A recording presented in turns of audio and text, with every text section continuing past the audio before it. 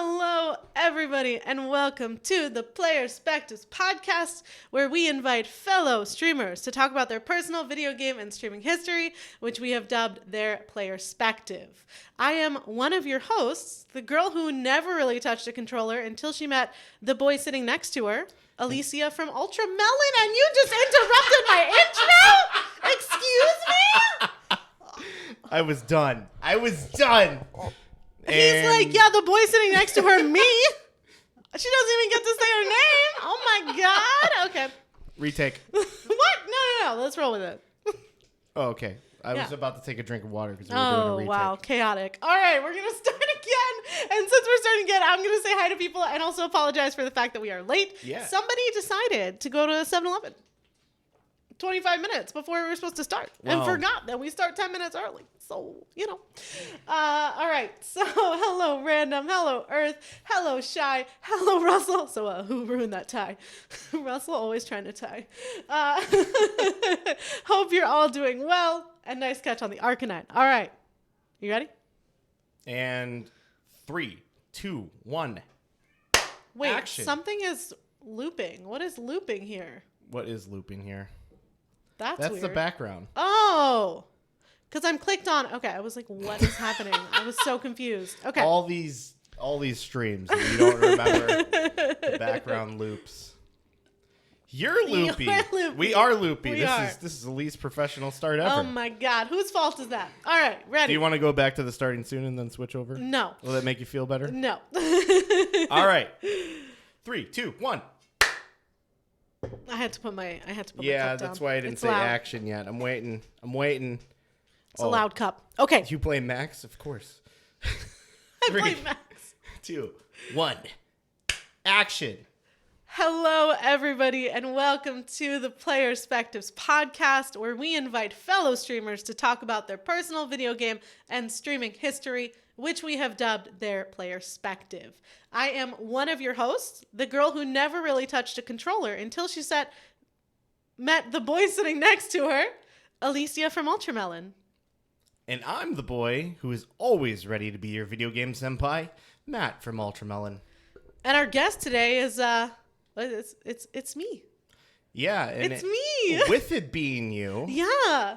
I guess that means that I'm going to be the main. You're the host. guy. I'm the guy today. You're the guy. Whoa. How's it feel? Tell me how it feels being the guy. Well, it's funny because I always admire the fact that you know how to keep everything on task. You know how to follow the format. You remember to do the things. I do. And then the moment I take the reins, everything falls apart. This podcast is going to be like 3 hours long. He's just going to keep it going. And I'm going to need to be like, well, it's the end of my episode. But, I'm ready to take the reins. Yeah? I think we got this. I think so too. The thing is, we start every episode of the Playerspectives Podcast with a roleplay question, and the chat has voted. It's true. And the question is, you swap places with a video game protagonist. Which video game character do you want to swap with? So I thought a lot about this because the problem is we've been playing so much Kingdom Hearts that Kingdom Hearts is very much on my mind. And immediately I was like, Sora. And then I was like, wait, no.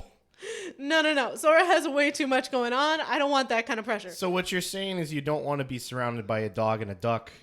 And Heartless. Those Heartless are scary. There's hordes of them. That's a big part of it. Oh my God. I thought it was having a dog and a duck as your companion. No, you always got to be pushing forward. Don't feel bad. Oh my God. I always forget about Jiminy. Jiminy in my hood. Well, that was goofy. Oh. Yeah, sorry. That's awkward. Sorry. That's really awkward. Gorsh. You didn't say Gorsh. That's why I didn't know. Yeah. Yuck. Yuck. There you go. So what I have decided is I think it would need to be Tears of the Kingdom Link. Okay, Tears of the Kingdom Link. Yeah. So that's an interesting point. And I think there's only one real place for us to start with this. Oh no. So oh no. Spoilers for Tears of the Kingdom. We will insert a timestamp here in the audio podcast. Yes. of where you can start back up, and it will be safe with no spoilers. Yeah. Okay. I was not ready for this. I know what you're going to ask, and I'm scared. Here's the thing. We're going to start from the beginning. No, I don't want to start. Let's paint the scenario for you. It hurts. It All hurts. Right. The game starts. Oh, no. And you are finally living out your fantasy. Mm-hmm. You're finally going around Hyrule with the one that you've been searching for the whole time. Zelda. She's behind you. Yeah. She's holding a torch. She's talking about how all of this is exciting. I think she's in front of me, actually. Oh. Yeah. You're right. Whatever. Continue.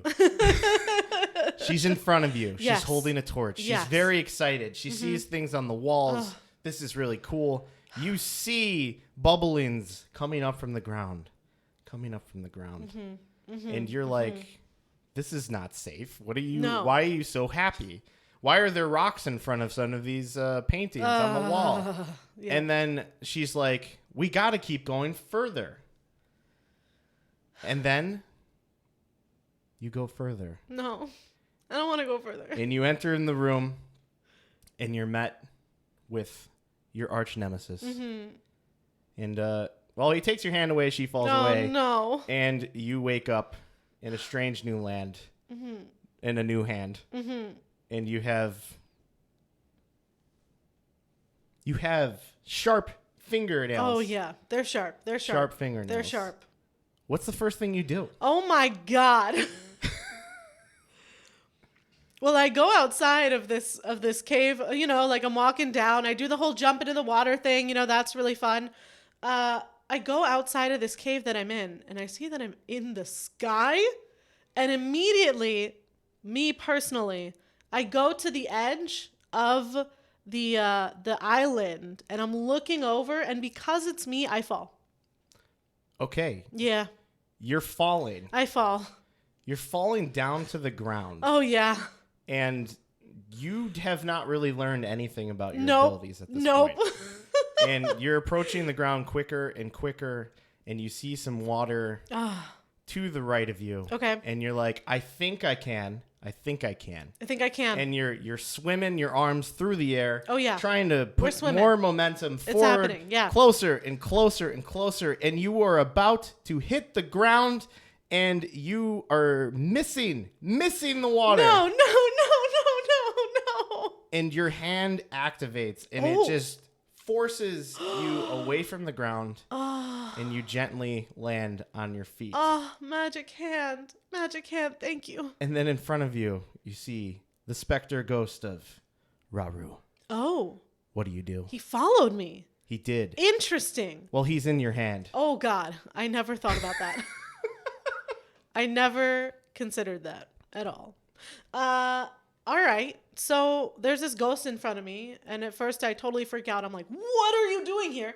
And then I'm just like, "Oh, I'm Link. This is totally normal, Like this kind of stuff happens all the time." So I say to Rauru, I'm like, "Hey, bud, I'm looking for my girlfriend. Have you seen her?" So Rauru goes, "Well, yeah, kind of, sort of. It's a long story, but the thing is, I really don't want to be here right now. Oh, no. And I need you to wrap this up quick. Oh, no. So there's this like weird hole in the ground. Oh, no. I want you to take care of some things." So he snaps his hand that he has left. Okay. And all of the runes pop into your hand. Whoa! And you notice that someone forgot to take away codes? your Sheikah slate. Oh. Best day of my life. And oh my God. You've been told about said hole. I want this mod. Oh my God. Okay. You've been told about this hole.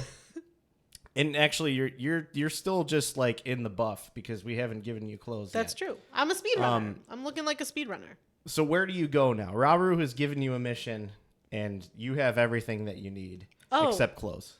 We're going straight for Ganondorf. Straight he tells me about this hole. He tells me about this hole. I'm just like, yeah, hole, got it. I'm in. We're good. So I'm like racing to the hole. Okay. I of course have to stop at Lookout Landing, and I'm like, Pura, give me my freaking paraglider. And she's like, oh my God, Link, calm down. We're not used to you being that loud. And so Per gives me my paraglider because I've scared her. And then we go to the hole. I'm diving down, it's dark, but it's okay. Pull out my paraglider at the last second and land on the ground. And it's okay. And we start going down the little cavern-y tunnel thing.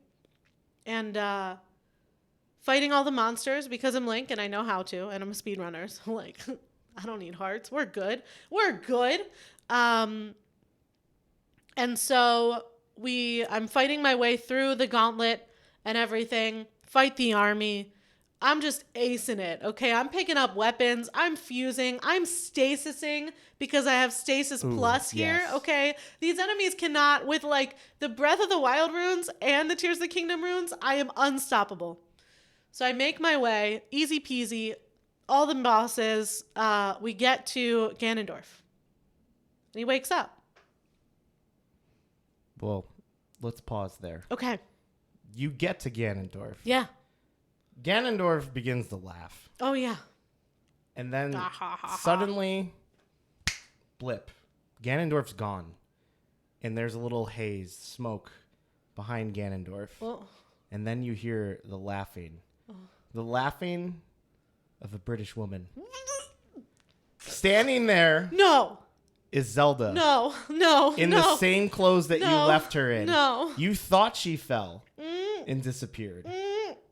But she was actually the one orchestrating this, the whole thing, the whole time. No. And she reaches out her hand, No. force grabs your Sheikah slate, Oh, no. and she says, "This don't is take mine my now." Sheikah slate.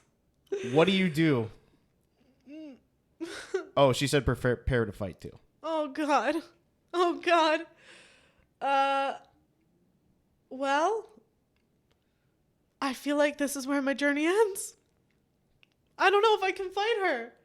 I don't know if I can do it. She took my Sheikah slate. She's Zelda. I'm confused. I panic because it's me and I'm totally of like a freeze in the fight, flight, or freeze, That's totally me. So like I just freeze. She takes my Sheikah slate. She like comes at me, terrifying, hair flowing behind, it's like a short hair, but still it's like, and she's laughing the entire time and she like holds me by my throat, picks me up, and then, oh my God. And then, okay. And then I hear from behind me, Link. Right? There's a voice. I turn around. There were two Zeldas at the beginning. There was the front Zelda and the behind Zelda. And the front Zelda, the evil one is the behind Zelda. Thank you, Russell, for this idea. The evil one is the behind Zelda. The front Zelda comes. She's racing down the tunnel. She says, Link, don't give up. Right? So then she comes and then I'm able to turn my head a little bit and I see her and she like pushes back the behind Zelda and then I fall to the ground and I'm fighting with Zelda and it's Link Zelda versus evil Zelda. Right. Link Zelda versus evil Zelda. Yeah. There you go. You're holding on to whatever weapon you're holding on to. And you see Zelda, or evil Zelda, reach up into the air and hold her hand out. Oh, no. And down comes, like Mjolnir. Meow, meow? Meow, meow. Meow, meow. Into her hand, the Master Sword. Oh, no. And then points it at your throat. Oh, no. And says, "This is where your adventure ends." Oh, no. What happens? Oh, my God. My Zelda jumps in front of me. Tragically dies. Okay. I am so enraged by her death that I grab the Master Sword and kill the other Zelda. And then I'm holding my Zelda in my arms, and Link is crying. He's showing emotion. And Zelda's like, Link, I'll never forget you. And then she dies. And then Link is sobbing. And then Rauru comes out, and he's like, Link, you've had the ability all along, and you've never tried to use it on a person. Link snaps his fingers, uses recall, and, you know, it's kind of a graphic thing that occurs here. But let's just imagine all of the problems that, you know, just it goes all back into the body. Yeah. And she looks up at you, and she says, Link, I really want to see what's behind those rocks and the portraits upstairs. Can you take me? Oh. All right. So we painted out a scenario here. Oh, yeah. If this were a video game, Oh, my God. what would you rate it on a scale of 1 to 10? Oh, this is solid 10. Yeah? Solid 10. Oh, my God. I mean, we've never gotten to fight with Zelda. I mean, I guess in Age of Calamity you do. That's true. Age of Calamity you do. But, like, in Breath of the Wild, Tears of the Kingdom, you don't get to fight with her. Okay? This whole, like, twist of there being two Zeldas, an evil Zelda and a good Zelda, I mean, that's awesome. The using the recall at the end is, like, the perfect I'm sobbing, like, moment. Oh, my God. I would love to play this video game. I completely agree. Yeah. You know, Yeah. I feel like it's almost like we built this fantasy together. We did. And, We did. I feel like we're pretty like-minded Yeah. in our video game experiences. Yeah. However, your video game journey has started very differently than mine, Oh, yeah. but they intertwine very perfectly further on. Yeah, they And- really do. But it really makes me wonder, why are they so different? Well, my question to you is, what was the first video game you remember seeing? Oh, man. I'm just going to adjust this really quickly. There we go. First video game I remember seeing, it's so cool because we've been playing Kingdom Hearts. The first video game I remember seeing is Kingdom Hearts 2. So it was 2. Yeah, it was Kingdom Hearts 2. My older brother, he's 5 years older than me, he was playing as Roxas. So it was that part. It was the beginning of Kingdom Hearts 2. Interesting. And I think I maybe had seen a little bit of Kingdom Hearts 1 before because I remember being confused. Wait, so maybe it was Kingdom Hearts 1. I remember being confused about Roxas. Like, I did not understand what was happening there. Okay. But that is, like, the first one that I remember, like, absolutely seeing. So I might have been conscious about Kingdom Hearts 1, but... Yeah. Well, the timing makes a little bit more sense that you would remember Kingdom Hearts 2 more exactly. than 1. Oh, yeah. Yeah. And but that would have fallen in a event we'll probably get to. Yeah. Of why it was the first video game you remember seeing, and rather never actually playing the game. Yeah. I think as we're talking about Kingdom Hearts, I think there's something important to be discussed here. Let's just imagine you seeing Kingdom Hearts for the first time. Yeah. And of course, you're a kid and you see Disney characters and you're just like, I want to play that. Yeah. And you ask your older brother, Oh, no. can I play with you? What? I think I've heard a story about this before, but I want you to tell the story. I just need everybody to get ready. This podcast is going to be really sad. At multiple points, you're going to be like, that is sad. So I always asked him if I could play. Like, I remember this being a theme. You know, I would ask him if I could play, and he said no. And so when he was playing Kingdom Hearts, I thought it was so cool. And this was at my mom's apartment. My parents are divorced. So this was at her apartment, and it was during the summer. I remember it was during the summer because I was with her. And I thought it was amazing. And he said, okay, you can play as Goofy. And so he gave me a controller, and I remember, like, furiously mashing buttons. Like, pressing buttons so hard, and I kept dying, and I just didn't understand what was happening. Like, I just couldn't understand why I kept dying. I was trying so hard. And I remember it was years later when we started dating, you mentioned Kingdom Hearts, and I was like, I know that one. I used to play double player with my brother. I would play as Goofy. And this is where the record scratch hits. Hold up a second. Double player? Double player? And also, oh yeah. I didn't know it was. I really thought double player was the right term. Whereas you could play as Goofy in maybe one game. It definitely wasn't this one. No. You can't play as Goofy. No, you can't play as Goofy. Because I think I paused. I feel like we've told this story a little bit differently. Yeah. I think I paused and I'm like, wait, were you playing on the DS? And that made you confused. You I were was like, what is the that? hell is a DS? I don't know. And then you're like, no, it was the PlayStation.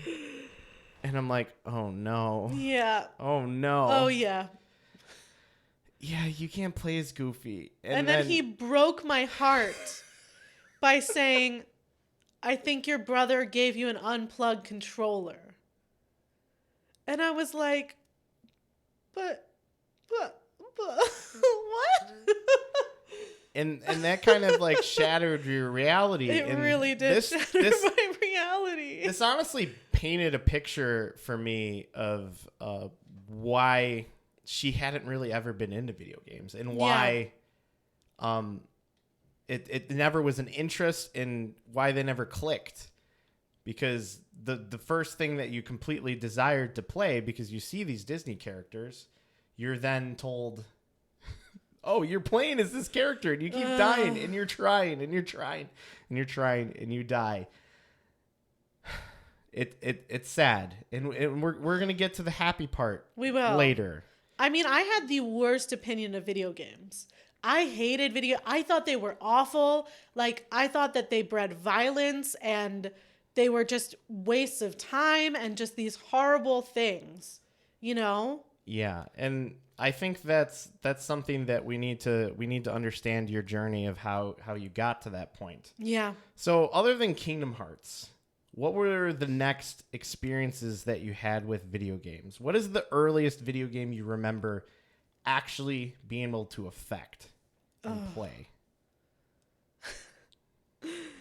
Well, I played Spy Fox, but I don't count that because I had no idea what I was doing. Like, I did not understand it at all, and I kept getting stuck. I didn't finish a game ever, and it was like a computer game.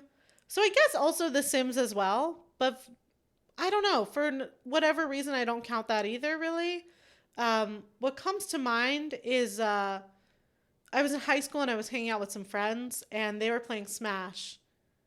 And I was given a controller.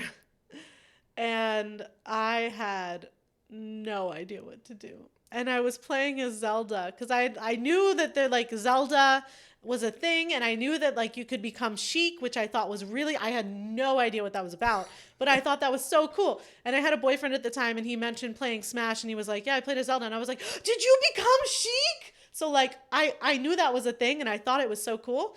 And I remember we were playing on the stage where it's like a broken down like castle or something, and there's all these levels, and I just hid at the bottom. And then when anyone would come near me, I would die immediately. It went horribly for me. Makes sense. But that's like the first time that I can pinpoint actually feeling like I was affecting something. So the interesting part of that is, so you were playing on Hyrule Temple, if anybody's familiar. It started in Melee. I believe we've had a prior conversation and we determined this was probably Super Smash Bros. Brawl. Yeah.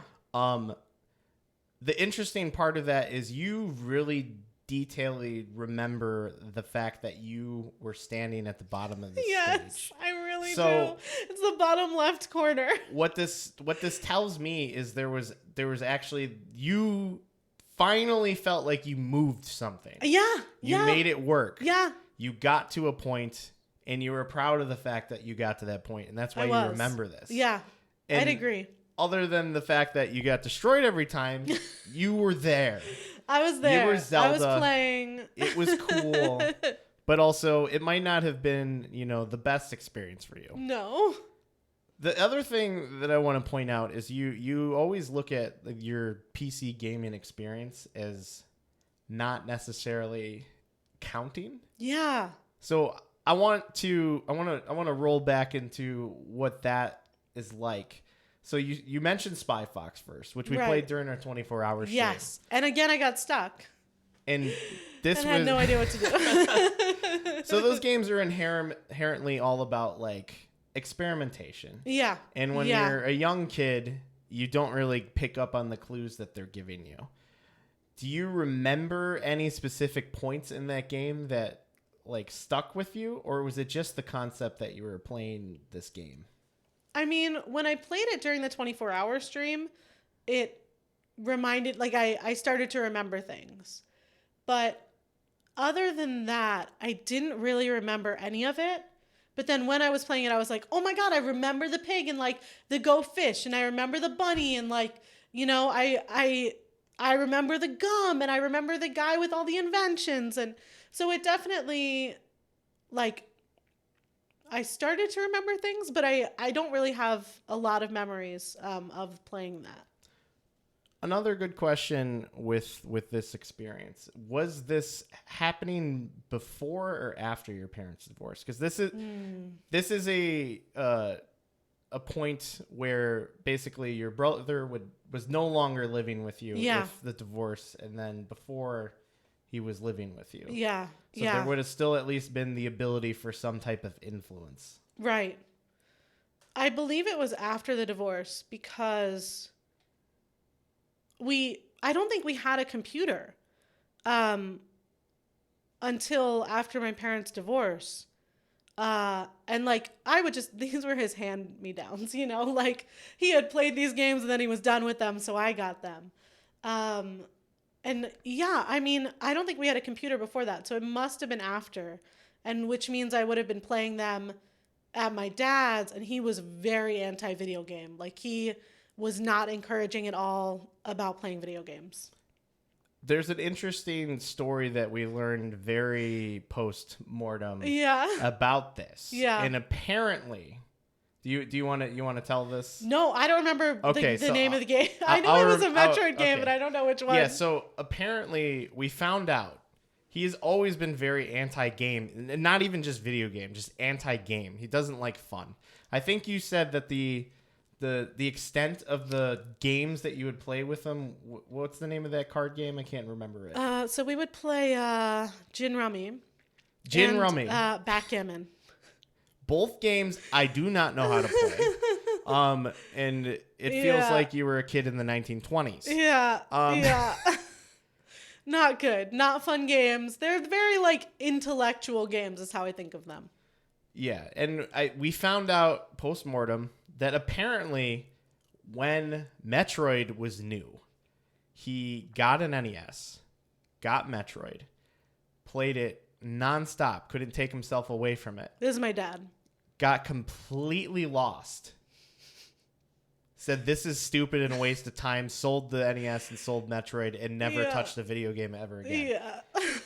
And that's basically the experience that you had to grow up in. You had a brother that was keeping you away from the games that he was playing, and then you had a father who detested them. Yeah. And kind of detested fun. Yeah. Yeah. So you then have Star Fox. You have computers. Spy Fox. Sorry, Spy Fox. Star Fox. My bad. What is system? That's not on the computer. No, it's not. Wow, you just made me feel sad. So you have your computer, and I'm assuming that your brother showed you Spy Fox the first time, or he was playing it and you saw over his shoulder. I honestly don't know if he ever showed it to me. Okay. I don't remember it. He could have. But I think it honestly might have been something that he played by himself, and then he just gave me the CD. Yeah. Yeah. Well, so you had that game. Yeah. And it sounds like that would have technically been your first, like, I'm going to explore a video game by myself experience. Yes. And you mentioned The Sims. So what was the kind of things that you like to do in The Sims when you played that? And how young were you when you were playing it? I think I was playing The Sims at like maybe no, actually I think it was kind of late. Maybe 12 or 13. So 12 and 13 you were finally playing The Sims. And I think part of what makes it feel like it doesn't count is that if I was allowed to play it, it didn't feel like a video game.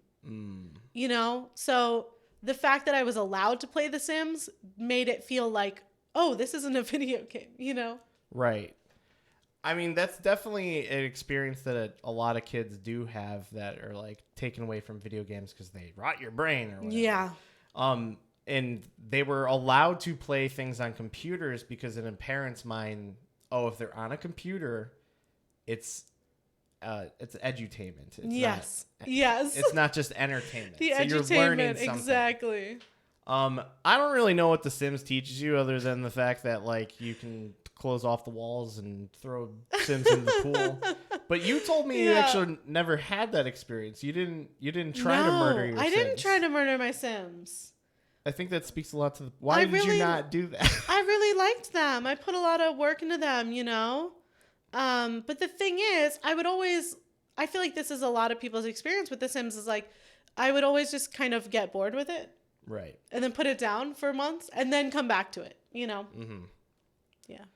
Well, it's weird for me thinking that, but it also makes sense with your personality that you wouldn't want to destroy your Sims. Yeah. We never did that with the Sims that we actually put time into. It was always, let's come up with, 8 of our friends, throw them into a house and see who survives. Yeah. The longest. And I did do that on stream. But we only did it for one day, so no one died. You tried really hard to I make really it happen. did, but it did not happen. Apparently in Sims 4 they're better at staying alive. And it was like it was uncomfortable. Like it was it didn't feel good. Now, I remember you also mentioning to me at one point that you played this game where you played a server at a restaurant. Oh. Do you remember the name of that game? It's Diner Dash. Diner Dash. So fun. Oh my God. So what was Such a good game about that game that you were drawn to? And do you remember about the time period that you would have played it? I think that was more when I was younger. Maybe 9 or 10 because I had friends who were playing it. Okay. So I knew people who were playing Diner Dash and they introduced me to it. And I thought it was so cool. I think it was just the fact that it was so fast paced, you know, and like challenging, if that makes sense. Yeah, no, there's a lot of risk and reward with timing and whatnot. Yeah, exactly. And you could fail so easily. And I sucked. I was so bad. Like I was awful at Diner Dash.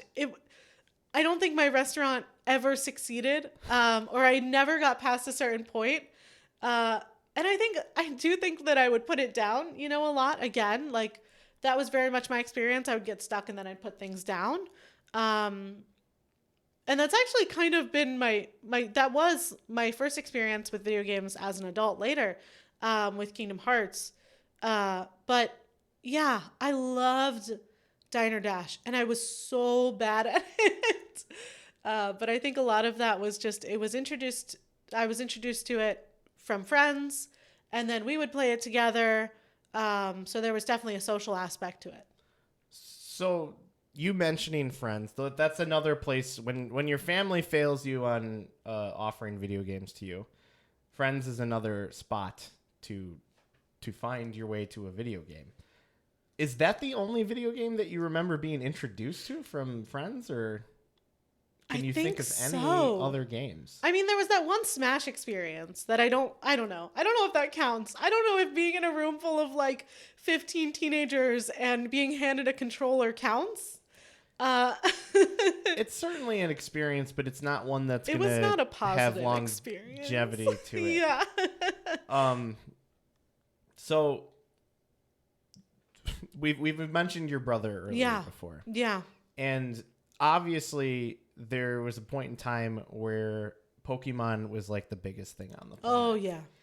And you really are fond of the Pokemon anime. Oh my God, I love it. We had a picture. There's a picture of me and my brother, and like the background is Ash and Pikachu and like a sunset. I don't know what magic they use. I don't know if it's green screen or what they use to replace the background.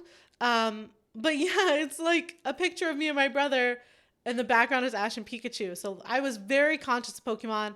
I loved the anime. I thought it was so cool. The funny thing is, I don't remember watching the anime. Like, I have no memories of watching it. I just knew that it existed, and I know that I've seen it, but I don't remember it at all. Interesting. Which it could be because I think it was around the time of my parents' divorce that I was watching it. Yeah. And I don't remember a lot from that time, but yeah. So the funny thing for me, and this is probably where you were experiencing it and you don't remember it for this reason, Pokemon would play a lot during the day. So it would play, I think, twice before school.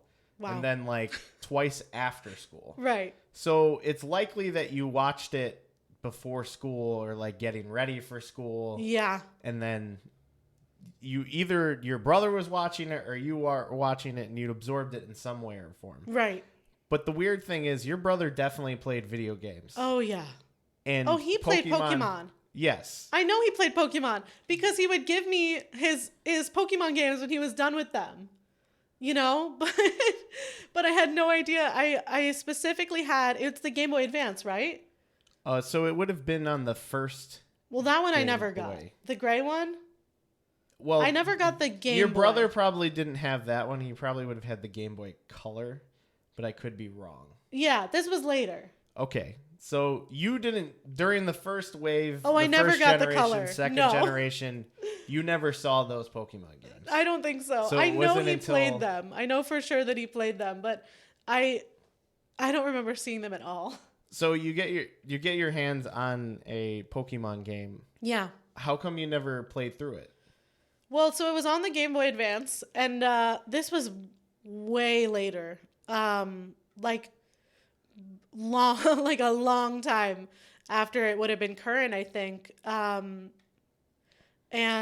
I remember, maybe not that long, but I remember I had his Game Boy Advance, and I think it didn't have batteries, or it was broken, or something. And I had a Pokemon game, and I don't remember which one it was. And I like would put it in, but I didn't know how to turn it on. Or like when I tried to turn it on and it wouldn't turn on. Something was not working. And I would just press the buttons and pretend that I was playing the game, even though there was no game going on. And it's so funny because you handed me your Game Boy Advance and I fell into just pressing the buttons because that's what I was used to with that system. I was like, oh my God, this feels so natural, you know? Just like phantom playing. And these are the things that make me really sad about your game experience is you got hand-me-down games. Yeah.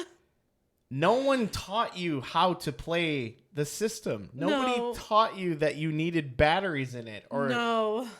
Even you might have just gotten a broken Game Boy. We don't know. I definitely could have. We don't know the actual reality. I'm sure it exists somewhere, you know, but...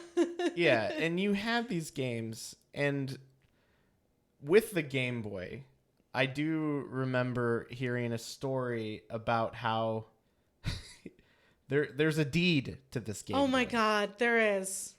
I have it.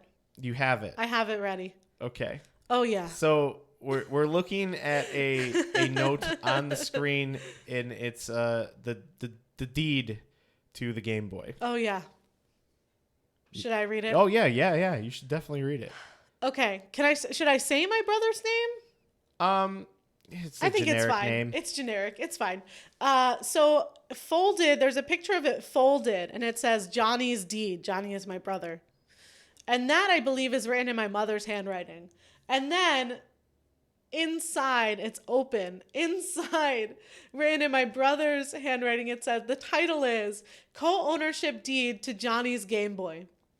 And then underneath it says, "This plain, boring piece of paper," paper is spelled with 2 P's, paper, states that Alicia and Johnny shall, I love this shall share Johnny's Game Boy and games. And then we both signed it, and on the side it says, if this is damaged, that's what it says. If this is damaged, it is void. So, like, I feel like he was giving himself an out clause, you know? Of like, oh, I could like tear this a little bit and then it wouldn't be valid anymore, you know? The interesting thing about this piece of paper, too, is it is yellow to all hell. Oh, it's old. It is crumpled and bent in all these folded. places. I'm sure he crumpled. So what level of damage is it? Right. And you told me that you actually had no memory of this deed. I have no memory of this deed. And not at all. That really speaks volumes about how we talked about your video game history, and you didn't even talk about playing the Game Boy. Oh, yeah. So that's another one where I feel like it might have been handed to me, but it was off. And so I would just press the buttons. And because your experience with Kingdom Hearts was just slapping buttons and dying, this is what a video game is. You touch what a video game is. The controller, and the buttons feel cool. There's a nice fidget toy. Right. The other thing in that deed that's interesting is it doesn't say the Game Boy. It says Johnny's Game Boy and games. Yeah.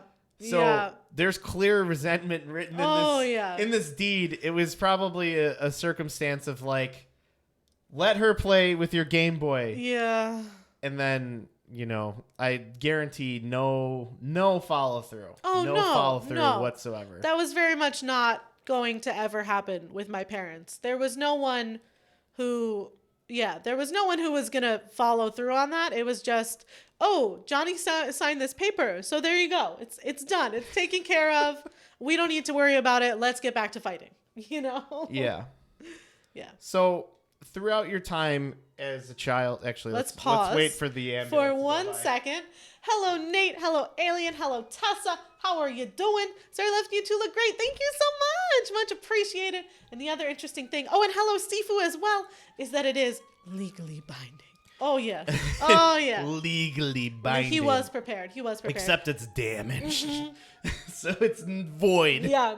How is everyone doing while we wait for this ambulance? Isn't it funny how, like, it's kind of like we're playing a sport in the middle of the street and a car's coming by and we're like, hold up. Get off the street. Car passes. All right, game on. Exactly. But it's the ambulance driving past our podcast. Crushing it out here. Nice, Russell. Pretty ridiculous. Crushed it. We can still hear it, so I don't know if you all can hear it, but we're gonna wait just a hot sec. It's funny that anybody that doesn't live in a city probably doesn't have the same experience that we do with like hearing ambulances all the time. Yeah, they're probably like, "Whoa, Chicago! Oh my God!" It probably seems like there's just horrible a lot of things crime, happening around. I think we just live fairly close to a hospital, so yeah. That is my experience on 4th of July. Oh yeah, 4th of July is just constant fireworks. We hear trains quite a bit. That train whistles will carry. Right where I grew up, there was a train track that I've spent way too many hours behind. True. But you could hear it all the way, like pretty far away, probably like 2 miles away. And there are houses and everything. When I lived in New York, one of the apartments that I lived in was right outside of the elevated train track. It was probably 7 feet. Like there were probably 7 feet between me and the train, my window and the train. But I got totally used to it. Like I didn't even hear it anymore. Yeah, you can really sleep through anything. Yeah. Having to wait for cars. Hello, piano. We were just taking a break because we had a siren. There are sirens. I live next to an emergency clinic, so I hear them a lot, but my mic doesn't. Oh, that's nice. Nice. I've never heard it. Yeah. Yeah. All right. I think we're ready. We're good. Game on. I'm trying to remember where we were. We were talking about the Game Boy deed. My parents. Yeah. Yeah. No, I was flowing into a good segue. You lost it. Good segue. Damn. Does anybody in the chat remember what I was saying? Damn. Hello, gamers. Hello, Fern. How are you doing? How are you doing? You completely lost your train of thought. That's Oh, rough. I remember where we were going. Okay, there we go. I remember. Okay, so you... and action. Go. So you've talked a lot about the games that you have played, and there really isn't many. But No. what things could you play on it? Where I'm not even gonna say video game consoles, because other than the computer, we haven't really heard anything else that you could play No. a video game on. Or you keep discounting what is and isn't a video I game. really do. Let me tell you, everything we've talked about is a video game. Which is crazy to me because I was not allowed to play video games. Once I lived with my dad, I wasn't allowed to play video games. Yeah. And so I think that's so much why I'm like, oh, well, The Sims doesn't count. Spy Fox doesn't count, you know? Right. And there's something about the stigma of what your brain thinks is a video game Right. and isn't a video game. Right. And what it seems like to me is it has something to do with content in the video game. And we're going to get to that part in a second. But what were the things that you could play a video game on that were available to you? Just my computer. It was just my computer. Is that, yeah. Well, I know the answer to this, Yeah. and you're forgetting a couple things. I am? You're forgetting cell phones. True. Oh my God. Okay. This really doesn't count. Okay, I promise this doesn't count. My dad had a Palm Pilot. I think it was a Palm Pilot. It was very likely a Palm Pilot because your dad wrote a book about Palm Pilots. That makes sense. It had this game on it. It wasn't really a game. It was just you could make a character and like dress it up. And that was it. That was all it was. Maybe it was an avatar. I have no idea. But I thought that was the coolest thing. Oh my God.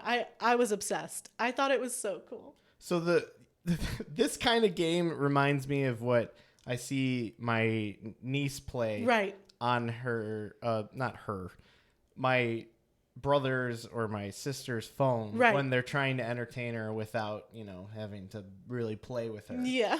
And like, I would say that those things aren't necessarily games, but there is kind of still a reward, but there's no goal that you're working towards. Right. So that was the thing I asked you about that, because we wanted to define whether or not this is a video game. Yeah. And do you remember any goal? No. You just remember cycling through clothes and being like, I don't wow. even think it was clothes. I don't even think you could pick the clothes. It might have been there were like a few hair options and that was it. It sounds like you were just creating a character for something. I think that's what it was. There was also, I forgot about this. So there were these like, there was this DVD video game that I had. Wait, hold on. Oh, Excuse me, DVD video game? it's What like is a this? DVD. What does You that put it in mean the to you? DVD player. You play with the remote. It's embarrassing. It's honestly really embarrassing. But it was like this fashion game. Okay. And it was so cool. You would like make outfits and like, I don't think you could do the hair. I think you would just make outfits and then your outfit would be rated or something. Okay. I thought it was so cool. And then there was another thing on the computer where it was just another create a person thing. You could like make like different hair and that was it. You could choose eye color. I think that was it. I think you could do hair and eye color. And then I would like print it out. Okay, so It's I so feel embarrassing. I feel like we're actually getting to something important from a game that we've already talked about. Yeah. So you've basically just described you had fun doing these things, creating characters. Oh my God, yes. Which then when you got your hands on The Sims, Yeah. you finally got to create a character and actually use that character. in something. Yes. So it sounds like that would have really informed why you got into The Sims, because you already had these prior experiences. So the nostalgia of building the character and the excitement of actually being able to do something with these characters was probably amazing. Cool. It was so cool. And then they would like cook and you could like see what they were making. This was pre-Sims 4. This was The Sims 3. So it was not, super high def, but to me it was like so cool. Well, boy howdy, you mentioned the first Sims you're playing, Sims how 3. Cool it was. I had that experience with the first Sims, which God. looks like PlayStation 1 graphics. No, but literally I was like, this looks so real, like it was so cool. And then of course Sims 4 came out and I was like, oh, this is what it's supposed to look like, huh? Well, it is cool that you actually had that experience of feeling the generational change between one thing to another. Yeah. Because it doesn't seem like there's a lot of instances of that. No. I want to roll back, though, slightly to this DVD game thing. Do you remember how much you would have played this game? Oh, my God. I think I was playing it constantly. Really? Yeah. If I had free time, I would play. And then there were also there were a few movies that had video games at the end of the DVD. Yes. There was one in particular that had a few different video games. And oh, my God, it was so cool. So during that time when DVDs first launched, it was common to hide Easter eggs, which could have been scenes, could have been video games. Video games. The But primitive... you can put the quotations. You can put the quotations. It's okay. Right. I mean, if you play it with a remote, a TV remote, I feel like it doesn't. Well, I have played these things, and not specifically what you're talking about, but there were a lot of games where you could affect them, but honestly, it just came down to like hitting the OK button at the right time.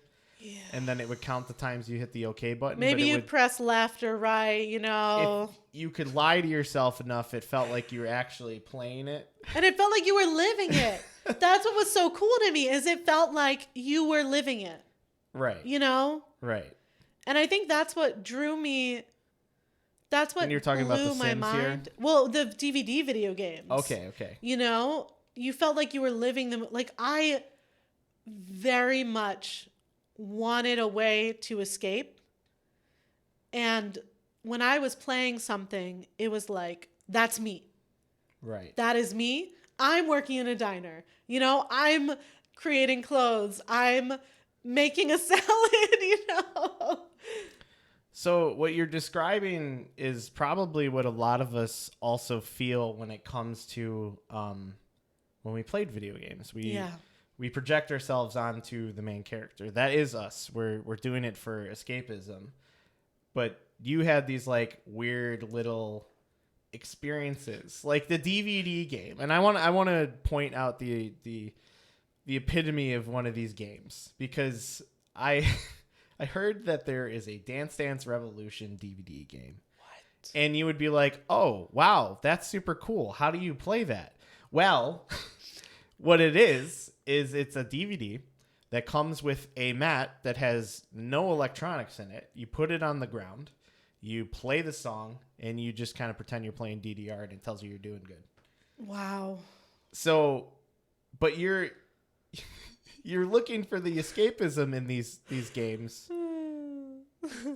I actually played DDR, one of those home mats. Oh, so you have played DDR. That was Where later. Did you have that experience? So my brother had DDR.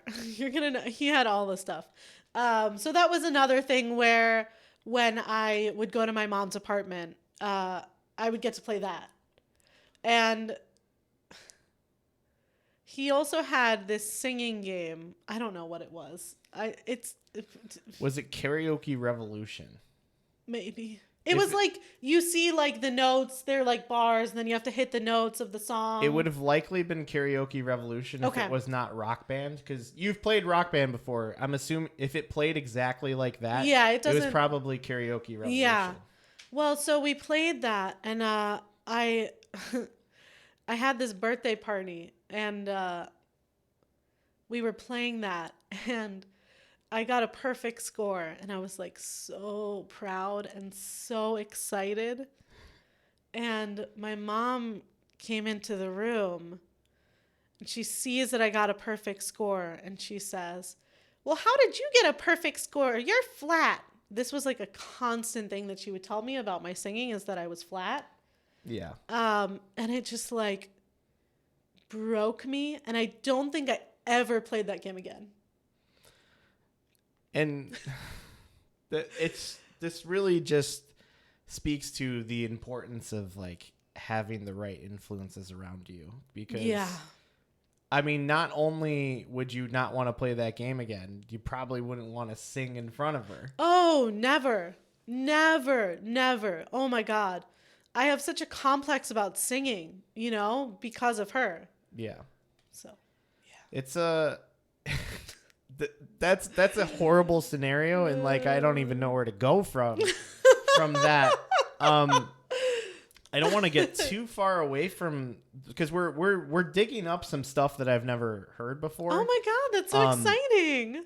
And I want to keep digging into that, but also you just brought up such a traumatic video game experience that I kind of want to shift a little bit into why you thought video games bred violence. And there's an experience that I remember you describing to me that I think is probably a large part of that. What video game do you think I'm talking about in that? Would it be Metal Gear Solid 3? Well, no, but let's talk about Metal Gear Solid 3. What were you thinking of? We did skip over that. I was thinking of the Halo experience. Oh my God, I hated that. Oh man, that was awful. That was awful. Oh my God. Okay, we'll get to the Halo. That was miserable.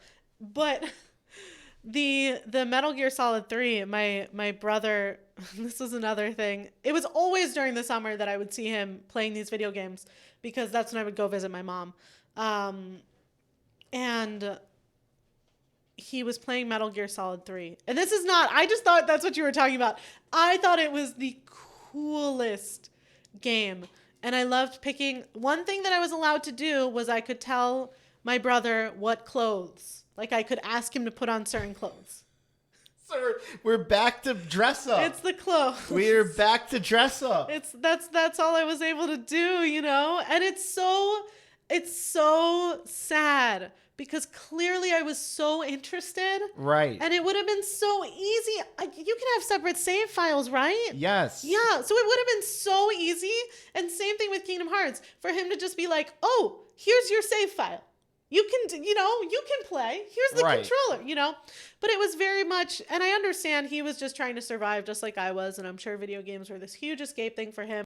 And he told me later, he is 5 years older than me. He's my half brother from my mom's first marriage. And later in life, he told me that he resented me for being born. So I think that's so much of it, where he just didn't want to have to share that with his little sister, who he didn't like, right.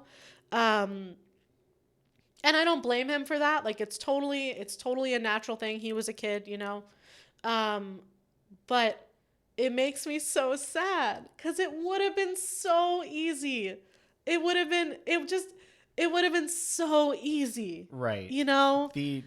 The person to affect that influence was there. They just didn't want to do it. Exactly. And it really is really tragic.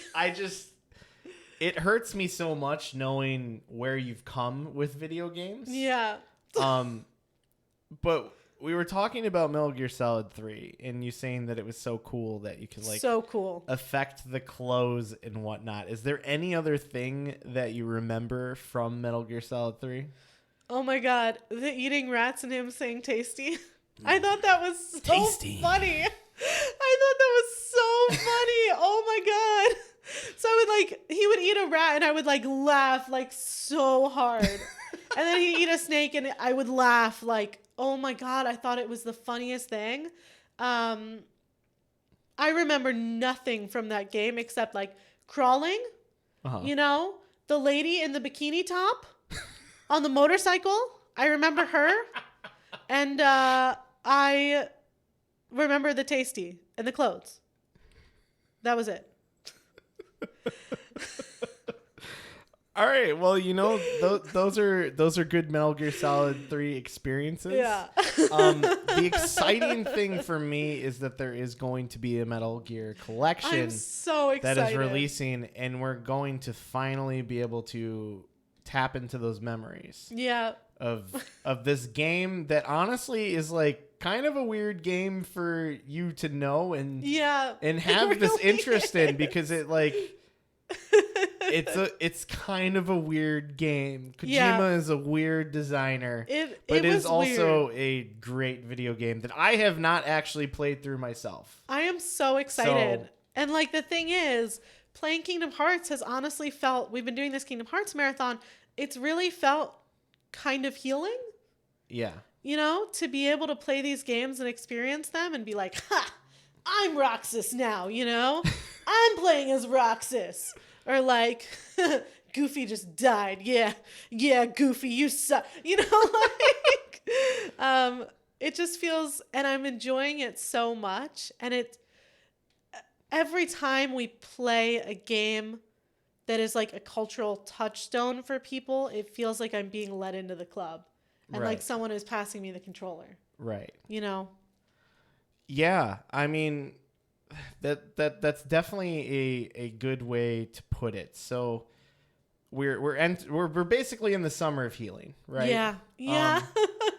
And entering into your experience of playing video games now with me, I had to figure out how to get you to like video games. Yeah.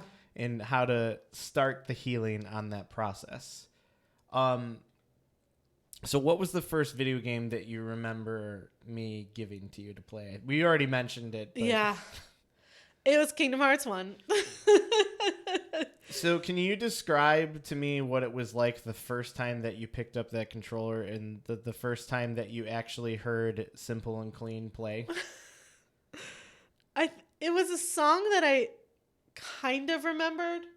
Yeah. Like I think I knew it a little bit, but it kind of blew my mind because, and I've said this so many times to you, and I've asked you to explain it so many times to me, just how me doing things on a controller makes things happen on the TV. I have asked him to explain this so many times because I still don't understand. Like, it's magic. It's magical to me. Well, the easiest way to describe this is with an NES controller. And if I had the visual, I looked around but those are behind me right now, and I'm not going to grab them. Yeah.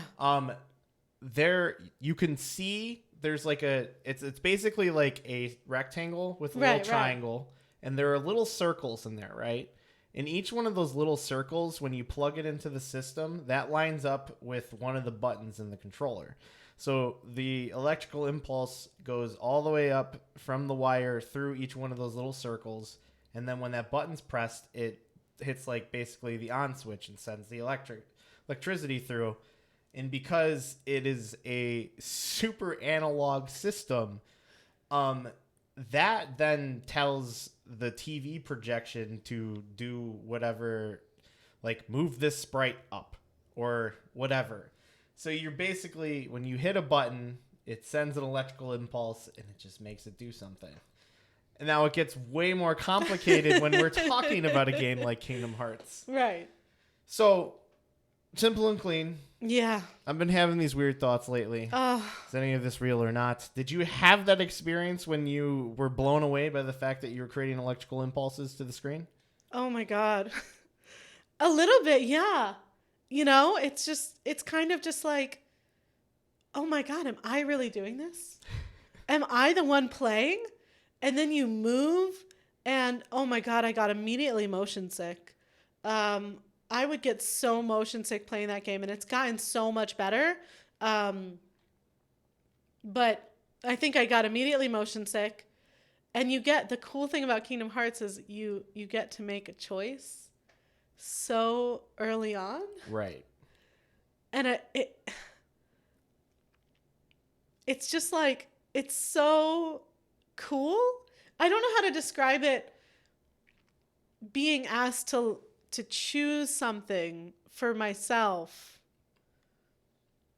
just felt crazy. So the know, choice that she's talking about here is at the beginning of Kingdom Hearts 1, you have a choice between selecting a shield, a magic rod, and then a sword.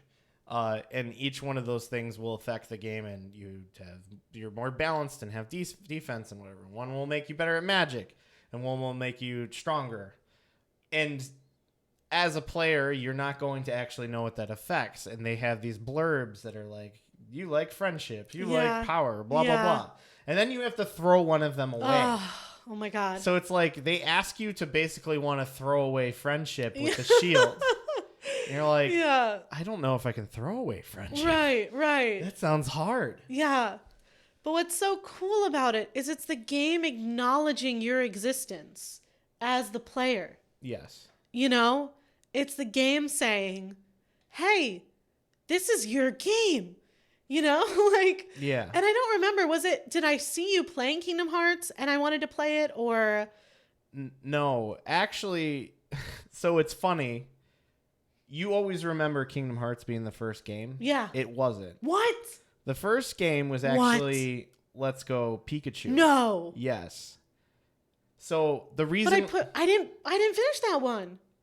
You did finish it later. Later, yeah. Your first playthrough, though. Oh my God. This was very early on in our relationship, and this is when I found out that you liked Pokemon. And was this on the tiny TV? Yes. Well, actually, no. I brought my TV. Oh my God. I basically When we first started dating, I had this tiny, like, I don't know if people have seen this. It's a TV VCR combo. This was my TV, and it was older than I am. It was a 13-inch TV.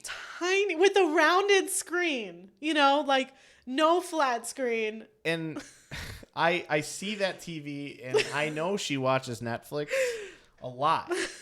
And I'm like, wait, what do you watch Netflix on? You've said you've binged so many series. Yeah. She's like, I usually watch it on my phone. Yeah. Or my laptop. My phone or my laptop. I'm like, I'm not standing for this. So I brought over an extra TV. And because the Switch was a more portable system, and I knew that you liked Pokemon. Yeah. I brought over that. But also, even before that, we played Pokemon Go. Because we did. You had a dog at the time. Yeah. And I would get bored when we would go walking. Because I'm not entertaining enough, you know. Well, it's not like when you go long distance walking that it's not entertaining. It's when you walk from the apartment to the end of the block and back. Yeah. That you're like, well, I could at least catch a few Pokemon. I could catch some Pokemon. So we started playing Pokemon Go together. Yeah. So you already had the idea of Pokemon Go catching Pokemon like this. And then I'm like, all right, the first point that we're going to start with is jumping off of the phone thing, which you understand, which Let's Go is basically that. When you catch wild Pokemon like this. And I remember you playing it once. You got up to Brock. You're like, wow, this is really cool. Really? Brock. And then after that, you were like, okay, I'm done. No. And then you put it down. That's tragic. And it wasn't until I believe that you moved into the next apartment when I finally brought the PlayStation. Yeah, it was the Roach apartment. The Roach apartment. I think you brought the PlayStation for you to play, right? No, I brought it for you. Oh. If I brought the PlayStation for anything else, it would have been to have a DVD player. I feel like that's what it actually started as. That's what it was. Yeah. I brought it for the DVD player. For the DVD player, yeah. So, but then, I knew about this Kingdom Hearts thing. So then it was like, okay, you should play Kingdom Hearts. And I feel like you were a little hesitant going into it because you're like, I don't know. That seems like really hard for me to do. Yeah. But let's go back. You made that first choice in that game, and then you get onto Destiny Island, and you're seeing all these cutscenes, and like honestly, it's so enjoyable to watch you do something for the first time because you are blown away by things. I really am. Like almost unparalleled to anybody else. Yeah. Just, I don't know. Watching you enjoy something just makes my cold heart warm, But do you remember anything outside of that or inside of that experience on Destiny Island that sticks out to you? I got so confused in the Riku race. Yes. That's what I was I thinking think of. it took, I don't even know, it must have taken me like 2 or 3 hours to figure out where to go. Yeah. I couldn't find, and this is still a thing. I get lost so easily. Yeah. And so I just could not figure out where I was supposed to go. And it took me so long. It was an incredibly long time, and I kept trying to like reassure, like, no, it's hard to like move the camera around if you've never done it before. And I think we had me on auto cam, and I got so motion sick. Yeah, and that was a big thing that we had to fight with. Was you would get motion sick with things. And this is actually the origin point of you playing with inverted controls. Yes. Because when you first turned the game on and you were making your selections and whatnot, I'm like, okay, touch the camera. Tell me what feels more natural. So it was the normal way, and you're like, I don't know. Is there another option? So then I hit inverted, and you're like, oh, this makes more sense to me. Yeah. I'm like, okay, cool. We're doing literally anything we can to make sure that you enjoy this experience. Right. So you get motion sick on the race with Riku. Oh my God. And then I guarantee you put it down, but I feel like we kept coming back to it. We did. And eventually I would play it without you there. Yeah. I started loving it so much.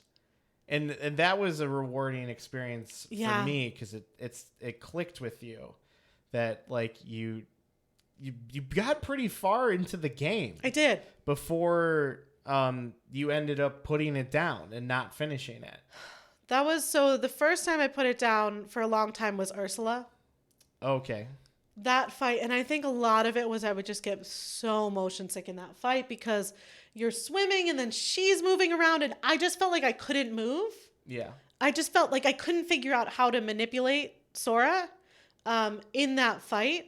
And I put it down for 2 months then. And then I got to the Riku fight and I put it down for 6 months. Yeah, and I think that 6 months led up into the start of the pandemic. It did, because I played Breath of the Wild and finished Breath of the Wild before I finished Kingdom Hearts. Yeah, so you never ended up going back to that. But there actually was another game in between that you played all the way through. Let's Go, right? No, there was another one? So before the pandemic, you did already start Breath of the Wild. Yes. So, but there's another one that you played all the way through, which was Pokemon Sword. Oh. But I think Breath of the Wild is more important. We can talk about Sword in a second. Yeah. We are going a little bit long, but honestly, I want to be a little more comprehensive about this, because I feel like your journey is a really interesting and important one. Thank you. And there's basically a thesis that we have to finish up. So, Breath of the Wild, you picked this up after playing Kingdom Hearts, putting it down. Yeah. And I'm like, okay, if anything is going to make her click with being able to manipulate the camera, take things at her own speed, and just figure out mechanics and have exciting rewards for your experimentation, it's Breath of the Wild. Right. So I give you the game, and we start it, and you start the same way it always starts with that. And if you've never put the game in before, you don't even go to a menu. It just there's just a light that comes up on the screen, and you hear the faint mumblings of Zelda. Yeah. Do you remember what that first experience was like? I mean, it's just such a beautiful game, and there are so few limitations. And it teaches you so well, so early in the game. So you wake up, it just takes you through it step by step. And you go, and there's the cutscene where you run out, and you're looking at Hyrule, and you say to me, everywhere you see, you can go. And I just remember being like, even the volcano? And you were like, yeah. And I was blown away. I was just completely blown away by that. And you're on this cliff, and I had no idea how to use the camera, so I'm just like moving the camera around, trying to see. I just wanted to see how far I could go. Yeah. And so I'm just walking forward on this cliff, and I apparently take one step too far, and I fall to my death. So like the first thing I did in Breath of the Wild was die. Yes, and it's so great because it's my favorite. In Breath of the and this is where I wish like we were recording this moment. Oh yeah. But luckily the game keeps track of at least where you've been, and it's hilarious. So funny. It starts, and then immediately at the cliff you just hear "Ah!" Exactly, Link screaming, yeah. And then it starts back up. And we both just started cracking up when that happened. I'm like, wow, this is literally perfect. Yeah, it was so fun. But you were testing your limits of what could occur in that situation for you. Yeah. Whereas in Kingdom Hearts, you would not have fallen off. No, they don't let you. You don't fall to your death either. There's no pitfalls in that game. No.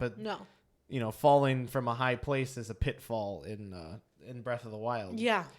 Do you remember anything after that point in trying to like start having it click for you? I remember it taking so long for me to do the Great Plateau. I feel like it took 4 to 6 hours. I feel like I stopped. Like I played for so long that I got motion sick, had to put it down. Yeah. And then come back to it. And I also remember, I wish I knew what shrine this was, because it's not any of the ones on the Great Plateau. There's a shrine where you're swimming. And wait, maybe it was. It could have been Magnesis, because there's that part with the water. There is the part with the water, yeah. I got stuck. I just remember trying to figure out the camera and being stuck against the wall. Yeah. And I just I'm looking around and I just could not figure out how to get Link out of that situation. How do I get back up? Exactly. And then eventually I chime in and I'm just like, there's a ladder over there. You can get up by the... Oh. It was but that game literally taught me how to play video games. Yeah. You know? And now it's so cool because I can beat that game in 3 hours. Right. You know? And I can control the camera, and I don't really get motion sick anymore. We had to look up ways to help my motion sickness. So we would have every light turned on. We'd have lights behind the TV turned on. And I could only go for maybe 3 to 4 hours. Yeah. And another part of that is like having a nice distance. I had to be really far away. So she would, when she was playing it in my parents' basement, there's like a couch on like the back wall, but there were chairs that we would sit in to play video games. Yeah. But she would sit on that couch in the back wall, and like every light would be on in the basement. Oh yeah. And these are you think basement, so you're thinking it's not really bright, but it's these horrible fluorescent lights. Oh my like God. a finished basement that was finished in the 2000s, so it looks like an office down there. Basically. Right. So. We figured out a way to combat that, and I mean, we could probably do a whole episode just on talking about. Breath of the Wild. Seriously. So I think we shouldn't go too far into that. Yeah. But it was the first game that you beat. So do you remember the ending experience for you? Yeah, I do. I remember going to the castle, and you were like, I was like, well, do you think I can beat it? And you were like, yeah, you could do it now if you wanted to. And I didn't know that video games, after you beat them, it's like, you don't live in that world. I didn't know that you don't live with Ganon God. You don't live with Zelda, you know? And I think I think you were like, okay, you want to save right out here. It was outside the sanctum. You were like, you want to save right here. And I was like, why do I want to save here? And you were like, because this is where you'll go, be back to. And I was like, what? So I knew ahead of time before beating the game that this was the reality, that I wouldn't be able to live in a game without Ganon. And it blew my mind. Like, I was heartbroken. And I remember I had not prepared enough. So I'm fighting Ganon. And of course there's oh my God, this is my favorite moment in Breath of the Wild. And you only can see it if you like free all the champion spirits. There's the moment when I cry every time. All the champions are like on their divine beasts, and they all take aim and they say these beautiful things, and like, oh my God, I could literally start crying about it right now. And like, I think I just started sobbing. Yes. Yes, you did.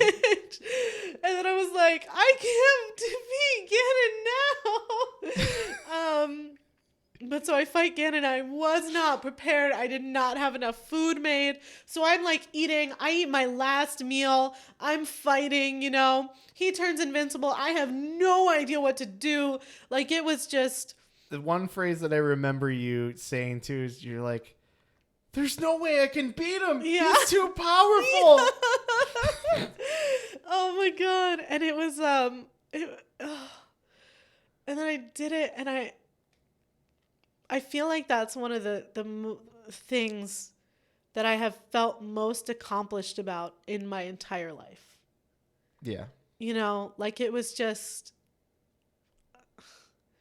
15-year-old me would never, ever dream of beating a video game. Right. So being able, and oh my God, I think it took me 60 hours, everything took me so long. So I had invested so much time, and it's like, I think I just looked at you and I was like, did I do it? That's exactly what you said. And you were like, yeah. And then you see Zelda, and I'm just like, cry. And every video game, I cry at the end, especially if there's a moment when like everybody teams up and comes at, like, that gets me so hard. Oh my God, I can't handle it. It hits me in the feels, like I just can't do it. So it like, oh my God, it was just I felt so amazing, and just it kind of like opened my eyes to what I can do. Right. And I just, like I said, it's just never something I thought I would be able to do. And so finally finishing a video game just kind of felt like a new chapter in my life. Right.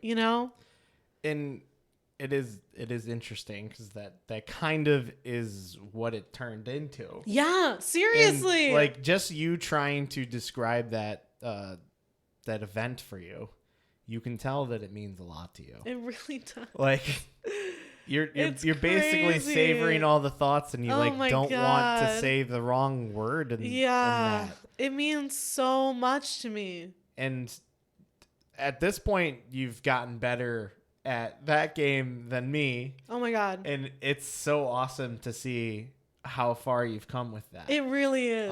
It really is. And Breath of the Wild, the reason why it's my favorite game is because of situations like this. Yeah. It is a great learning tool. You need to have someone that is going to introduce you to the right game when games don't make sense. Oh, yes. I have a belief that there is a video game for everybody. It's just they have to be introduced to it. I mean, it's the same way that, people that never played video games, but now that they have a cell phone, they play Candy Crush because they hear about it, and then they start playing it, and it gets addicting, and it gets all these responses and whatnot. Oh, I totally played Candy Crush, Temple Run. I played Oregon Trail on my flip phone, my pink Motorola Razr, which was like the coolest thing I ever had in my entire life. Like, it was so cool. It's so funny how comprehensive I feel like we're trying to be with this. Yeah. And you keep pulling up these things. I'm so sorry. Things that I know. There's a lot to be unlocked in that brain about what you may or may not have experienced. Right. But we're still going for a long time, but I honestly I feel like I want to continue to mention a couple more things along the way. So I did mention that you played through Pokemon Sword. I do remember now you didn't finish Sword. Yeah. But you played through a bunch of it and then you put it down at a certain point. Right. But the thing that stuck out to me the most was what you found most appealing in that game. Yeah. And honestly, it kind of speaks to me about the same thing that you were interested in the past with playing those games where you change the clothes of the characters. And like, that's enough. Is you got really addicted to playing with your Pokemon while you were camping. I spent probably I think I played that game for 60 hours. I'm pretty sure half of that was camping. Yes, it definitely was. I would play with my Pokemon for hours, and I loved making the curry, and they were so cute, and like you could play with the balls and like the little feather toy. Oh my God. And the best part about watching you do that was you don't look at it like I do, as this is a video game, and like I know like basically what the parameters are of the situation. You were looking at it and being like, I'm playing fetch with my Score Bunny. And like Score Bunny has this personality and he likes this and he likes how I throw the ball this way. Yes. And then like these two Pokemon don't get along. Oh my God. You were basically like creating this like scenario like they were real. Yeah. And you No, seriously. You had so much fun doing that. I really did. And the fact that that exists in the game and you're enjoying that reminds me, like, you never really realize what kind of mini games in a game are going to stick out to somebody until you actually see somebody enjoy something that you're kind of just like, all right, I don't want to interface with this. Yeah. This is kind of weird. But seeing you enjoy that more than just playing Pokemon itself was kind of awesome. And then, so I think I could be wrong about this. It could have been, I think the next game you finished was then Sword, but it also could have been Kingdom Hearts. Because I think I finished a bunch of games before I went back to Kingdom Hearts. Oh, so there's an important one then after that, because you wanted another Breath of the Wild experience. I think I did Phoenix before Kingdom Hearts. Yeah, so you were like, I want another game that is like Breath of the Wild. Yeah. And this is during the pandemic, so there's just like endless time. Oh my God, yeah. And Ubisoft has made this game that is basically a Breath of the Wild clone, but the cool thing about it is it's Greek mythology. And you love Greek mythology. I love Greek mythology. And it's not only just Greek mythology, but they actually research the Greek mythology and they do the tales justice. They work in the realm of the mythology very well. So what with Phoenix stuck out to you? I mean, I think it was mainly the stories. Yeah. I thought that was so cool. And also just the fact that it is an open world game. I love the story of it. I love the mini stories that they tell about mythology. I mean, and it was something where I could take what I learned in Breath of the Wild and succeed. You know, so I feel like I did a pretty good job in that game, you know?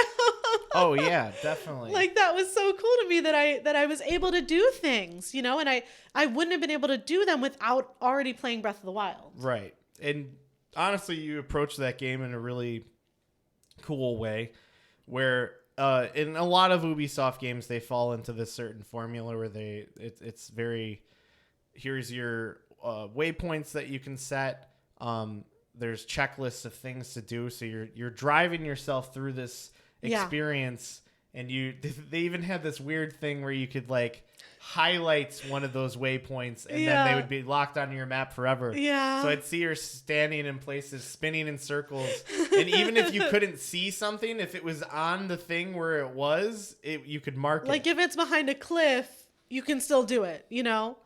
So I would just like look around and like mark my little waypoints. Yeah, and just watching you wander through that world and like, oh, I found a chest over here. I'm going to go see what's in this chest. Yeah.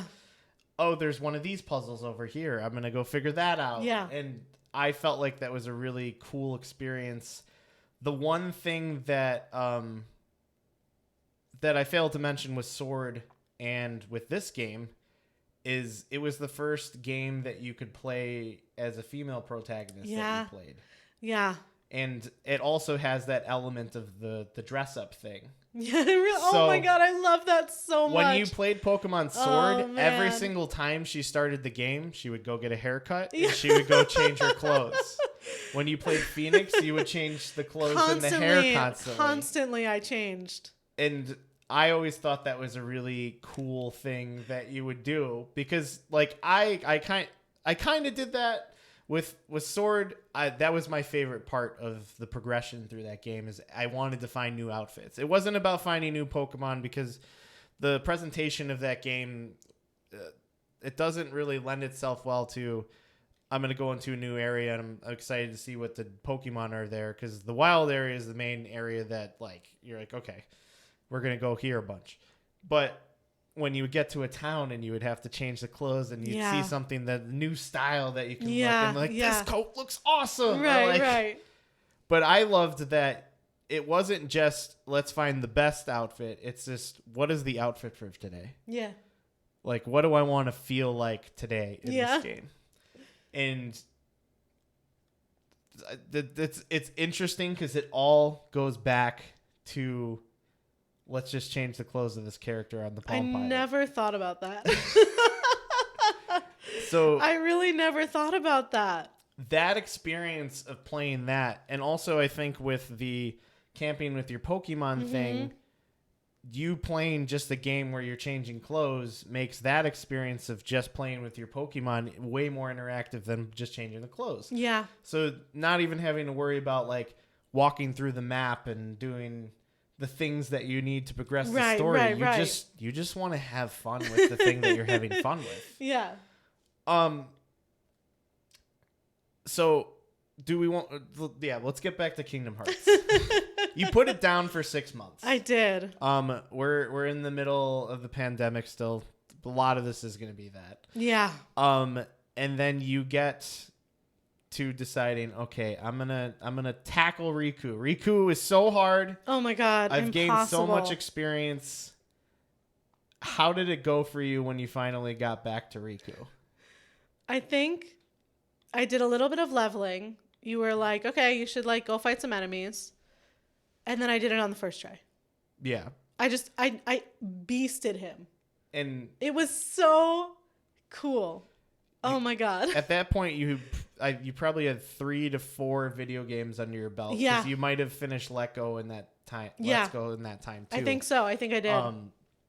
And then you did it first try, and then it was basically just like, all right, so what's left in this game? Right. And do you remember what it felt like when you finally fulfilled finishing this game that was the first thing that was dangled in front of your eyes as a video game? Oh my God, I was broken. I remember uncontrollably sobbing. Yes. And spoilers for the end of Kingdom Hearts 1. Oh my God, yeah. I was broken. I must have cried for like at least 20 minutes, I think. And honestly, it's part to do with the game, but I think it's also part to do with like just this release of emotions. Right. From seeing this game that I wanted to play so badly and wasn't allowed or able to play, and nobody invited me to it, and it just it was always in my mind. And so when you brought it up, I was so excited. Right. You know, I was like, I've played that game, you know? Double player. And finally being able to like fulfill that fantasy was just like, I don't even know. It was just such a like release of all of these emotions that I had been holding in, you know? Right. Of like wishing and wanting and feeling left out and feeling ignored and not being able to do what I wanted to do. And then finally I was able to do this and I did it. It was so hard. Oh my God, it's such a hard game. It is. It was so challenging. And I did it. You know, I just thought, oh man, I thought that was just like the coolest. And the ending is so tragic and mean. And oh my God. Yeah. Oh, we actually never ended up spoiling anything. So we'll stay away from spoiling that. So oops, that was supposed to be an exclamation point. So we won't actually say anything about the actual ending of that. I think we can talk about during the marathon. Yes. That was a pause. So now I have to think about where I want to go from here.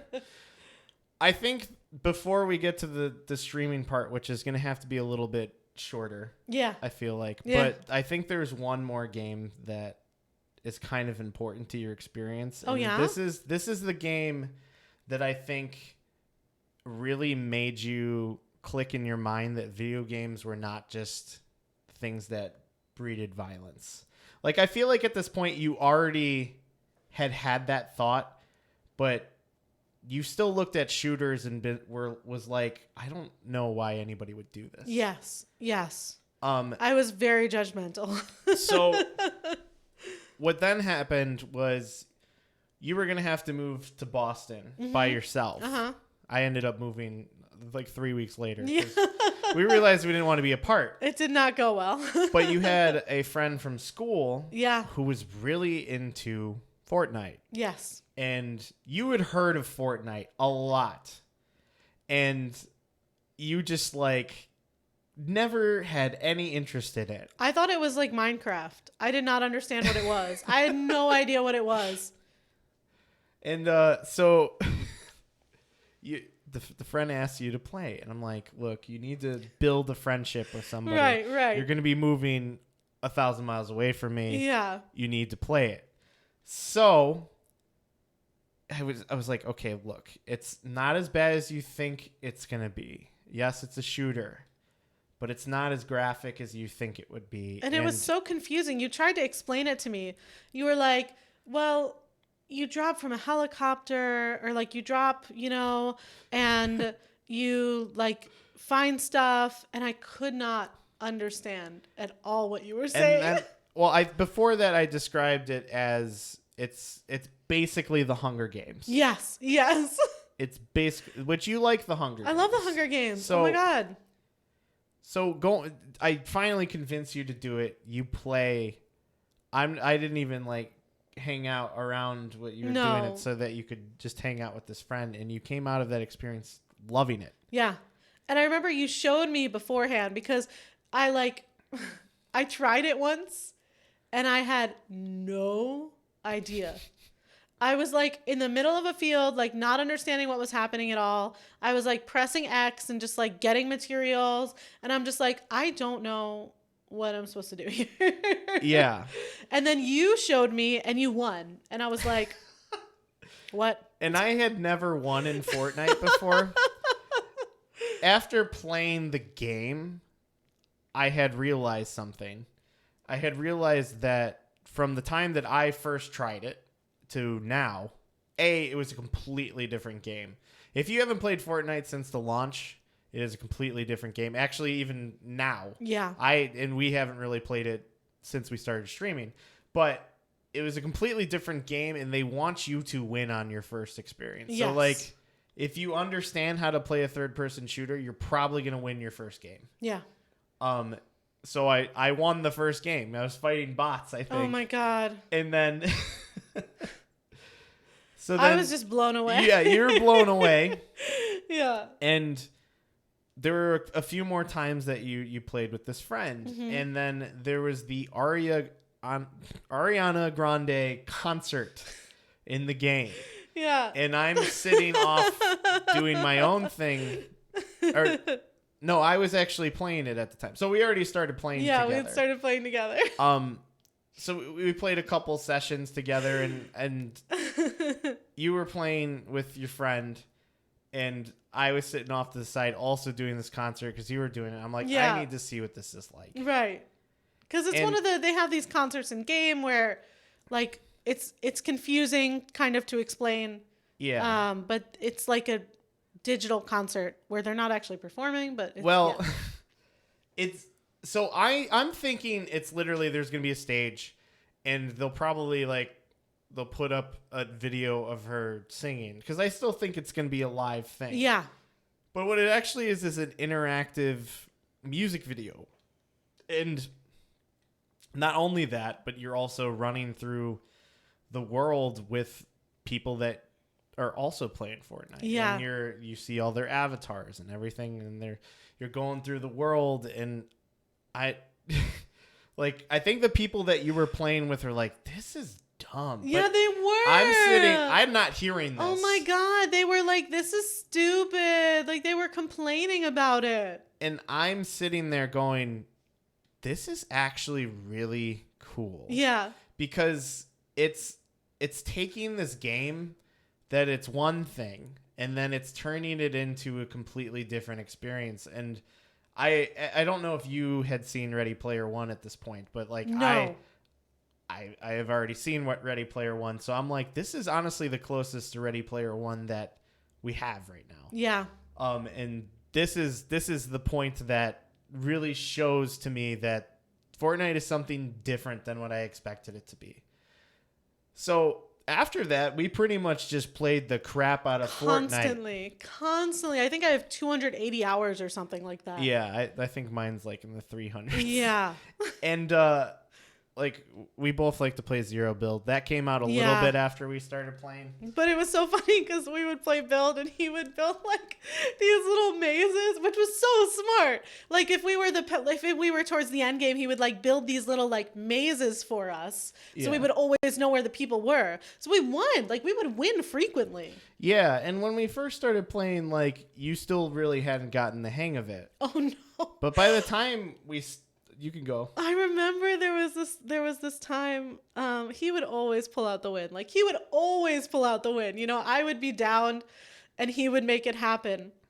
There was this one time like I did not understand how to like change weapons or like what weapon was good for which situation. And the first time that I did the win for us, he's like down. And I pull out my shotgun and I do it because this person's right on top of me. And I do it and I like freak out. And he was like, I heard you pull out the shotgun. And I was like, what? Like it was so amazing that I knew. And I was so blown. Oh, wait, no, that's not the first time. I thought you were going to. You tell the first time. So the first. That's the first time that I like knew what I was doing. Yeah, that blew me away. That was in like the reactor area. God, yeah. You know, there's like the smoke and they were like hail bay. What's it called? Hay bales. Hail bays. So the scenario that happened here, we were down to like the last, I think the last 4. I think so. I get downed and I think I might have taken out the other one with me.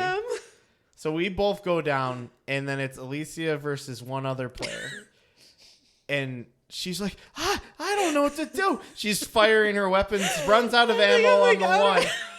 She accidentally switches over to her shield potions and starts throwing them. And I'm like, switch to the pickaxe! Switch to the pickaxe! She switches to the pickaxe and she swings on the... I knocked the microphone. She switches to the pickaxe and then she swings at the enemy a couple times, takes it down, and it was just the hypest win. Oh my God, it was so the first funny. win that you pulled off. It was so funny. I was just like throwing shields. He was like, they probably thought you were trolling. And then it was so awesome. Oh my God, I was so proud of that is my favorite win that we've ever had. Oh my God. And then that's good. Basically, we continued playing this game up until she moved to Boston. And then when she was away for 3 weeks, we just played it constantly. Yeah, we played it constantly. Because that's what we could do together. Yeah. So we just played Fortnite. And even when we first moved to Boston, we were basically just in a small room together because she had roommates and there wasn't really a common space that we could go out to. So that's what we could do. That was our escape, was going and playing Fortnite. And we would wait for the season endings for the excitement for all that. So fun. Oh my God. And we basically played it up until the point where we finally decided that we should start streaming. Yeah. And we discussed endlessly like what was the first game that we were going to stream on the channel. And I'm like, it's got to be Ocarina of Time. Like, I tried to get her to play it during the pandemic on the 3DS because she had ankle surgery. Right. And I'm like, this would be a good handheld game for you to play. It didn't really click with her. Made me extremely motion sick. But it was really bad. When you played through Ocarina of Time while we were streaming, it made you realize that video games that have graphics that aren't the best can still be really fun. Yeah. And I feel like that was a huge win out of Ocarina of Time. I had no idea. I didn't know. And I was playing later on. I played Final Fantasy VII. I only played the first disc. And I just didn't expect that it would still make me feel. Yeah. Like, I never knew that video games without modern graphics could still have an emotional impact. Right. And so that was like mind-blowing for me, you know? Yeah. Yeah. That was just really, really cool. And I didn't understand Twitch. So he kept being like, we have to play Ocarina of Time. And then I was like, wait, I don't understand. Like, do people, like, people just look? They're like, I want to watch Ocarina of Time right now. And they just look for Ocarina of Time? Like, what? And he was like, yeah, that's how it works. And I just didn't understand it at all. But I'm so happy that was the first game we played on the channel because we met some amazing people through it. Yeah, I mean, it really has been the foundation of how we have built the community that we have, and it's just continued to grow through that. And because you liked it so much, we ended up playing through basically all the 3D ones. And one we haven't done yet, Skyward Sword. Right. You know, people feel a certain way about that game, but I want to go into that experience trying to come out with all of the bright points about the game. Yeah. Because I feel like that game doesn't deserve as much hate as it gets. Yeah, I would watch you now that it's been redone, you know. Right. I would watch you play it, and I thought it was super cool. I liked it. Yeah. So we, like I've mentioned a couple times now, we're running very, very long on this one. This is going to be our longest episode. It's going to be the longest one.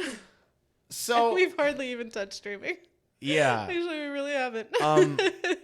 So talking about streaming is, you know, we're gonna shorten this down. There are more opportunities to hear more stuff about your streaming. We obviously could do an episode like this again with you, and but like, I guess the thing that we should talk about with streaming still is just, I'm gonna make it two things at the same time so that we can try to work those things together. The first one is, what is something that you think is important to talk about with streaming? And then the second one is, with that in mind, what is something that you want for your community? your streaming community, considering both things? And I think, I mean, so the reason that we started streaming, I had a very traumatic experience happen to me at work. I wasn't working anymore. And I haven't yet decided how much of that I want to go into on the channel. I feel really like conflicted about it because I think it's important for people to know, but it's also something that is still very raw, so I don't want to give too many details. Yeah. But basically I had a very traumatic experience happen to me at work, and I had no idea what I was going to do. I just was totally lost, wasn't doing anything, super depressed. I still have PTSD along with a bunch of other mental health illnesses. And I'm trying to remember how we came to the decision to stream. Well, so it always was something that we had discussed. Right. And you suggested it again. And I realized I have always wanted to just do my own channel. Yeah. And I was planning on doing it. And the apartment we moved into, I kind of realized that it wasn't going to work out. It was very noisy underneath us. Yes. So I kind of was depressed about the idea that we had moved into this apartment and I was going to be able to fulfill that. And you had the need to do something and be distracted. Yeah. And I was like, okay, well, if we're going to do this, we need to come up with a name, because the name is going to be the important part. Yeah. And it's got to be something that doesn't necessarily mean that it's one person. It doesn't necessarily mean that it's anything. Yeah. It's everything and nothing. And it's got to feel positive when you think of it. Yeah. So we literally sat for maybe like 2 hours trying to come up with a name. That sounds right. And without telling the origin story for this, we landed on UltraMel0n. Yeah. And unfortunately, we still are fighting. We're fighting for the trying O. to get the O. if the UltraMel0n that's been inactive for 13 years could just at least relinquish it for us, that would be wonderful. If you're watching, if you're just listening, just send them some message. I actually followed them To see if they would, hoping they might be like, oh, that's interesting. just follow and unfollow like every day. Oh my god, that's such a good idea. Oh my god. So we decided that you were going to we were going to start streaming under UltraMel0n together, and you had a traumatic experience, so this is something that was meant to distract you. Yeah. And I think we decided it, I brought it up, and I looked into it a ton, and it's like Matt said, it's something we had talked about doing before. I looked into it. I was able to devote so much energy into it. I think I made emotes before we started streaming. Yeah. Yeah. Yeah. So I looked into all of the Twitch things. I made emotes. We were working on everything. And then that Friday we streamed, and it just became so positive and such a good distraction, and something where it didn't feel like my life was over, Right. And it felt like, oh my God, there's actually like a future, like there's something going on in my life that is positive. And it's not that you're not positive. Right. At all. It's just that my future felt so uncertain, and I was just spending so much time being in pain that streaming is so good for that, because you're playing a video game, you're performing, you're talking the entire time, you're reading chat. It's just, there's no space in your brain to think about the negative things. And then there's also something I failed to mention when we were talking about Fortnite. The other thing that you realized that was beneficial to that. You actually had, before this traumatic experience, you've always had problems with night terrors. Yes. Yeah. And when we started playing Fortnite, those night terrors actually got lessened. Oh, yeah. Because the game experience, it let you know that you could affect other things because you're playing a multiplayer game. So when a threat comes to you, you have some way to deal with that threat. Exactly. You're in control. Person. You can fight back, and that helped so much with my like anxiety. And I would get really scared at night. And that helped with that. It was amazing. And if the funny thing with that too is if we stopped playing Fortnite for a couple days, the night terrors would start happening. Yeah. So it was a very much direct correlation. But so with the streaming, it kind of fulfilled that role again of just, you can't think about other things, And I think going back to your question, one thing that I want people to know about streaming is that it sounds so obvious, but I feel like sometimes it's forgotten. It's just that streamers are people too, and we have our own things going on in our lives, but we're here because we love streaming and we love playing video games, and everyone has a different reason why they're doing it, but we all have a reason. Right. There's something there that keeps us going. And I think it's so important to realize that, sometimes we can't, like, things do affect us, And I feel like that's the thing with, like, every person on the internet is just realizing that, like, things affect us. Things affect everyone. And so you can come in and, like, be rude and whatever you want to, but we feel it, Yeah. And I think that's forgotten sometimes. And I understand that, it's there's a screen in between. You don't have to see the fallout, you don't know what happens. You don't hear the conversations. You don't see the tears, like there's no way unless you show that, and we're working on that of being more honest, of people knowing how you're affecting them. Right. I think it's also a thing with, like, we put on these personas because it is supposed to be a performance. Yes. And, so that's always going to be a version of yourself that's a little amplified. Yeah. And, we may seem positive at times. Yeah. But, like, I think what people don't realize is the effect of a negative comment that it could have. Yes. Even if it's not directly at you. Yeah. So, like, the example that I have about that is, like, when someone is directly negative about ads and they boo them and it's just boo or it's just... You see the word, I hate ads. Yeah. Like, when you see words that are angry words, when you look at them briefly at the chat and you see that, there's the brief second in your mind where you're trying to understand the context, and there's this attack that you feel.